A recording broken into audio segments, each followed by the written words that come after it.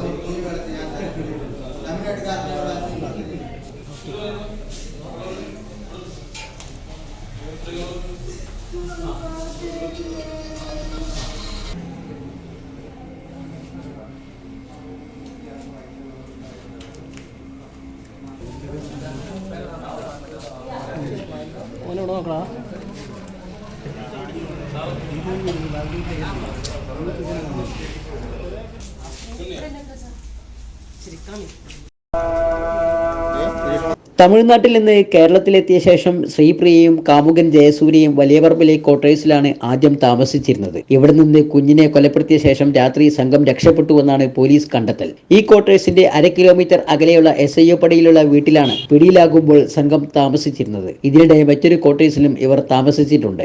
SIO പടിയിലെ വീട്ടിൽ നിന്ന് കുട്ടിയെ അപായപ്പെടുത്തിയെന്നാണ് പോലീസ് ആദ്യം കണക്ക് കൂട്ടിയിരുന്നത്. മൃതദേഹത്തിന്റെ പഴക്കമുൾപ്പെടെയുള്ള വിവരങ്ങൾ ലഭിച്ചതോടെയാണ് കൊല നടത്തിയത് മറ്റൊരു വീട്ടിലാണെന്ന് വ്യക്തമായത്. തുടർന്ന് നടത്തിയ ചോദ്യം ജയിലിലാണ് വലിയപറമ്പിലെ ക്വാർട്ടേഴ്സിൽ താമസിച്ച വിവരം സംഘം വെളിപ്പെടുത്തിയത്. തെളിവെടുപ്പിനിടെ ജയസൂര്യയുടെ പിതാവ് കുമാർ പരുഷമായാണ് പോലീസിനോട് ഉൾപ്പെടെ പെരുമാറിയത്. പലപ്പോഴും പോലീസിനോടും ജയസൂര്യയോടും തട്ടിക്കയറി.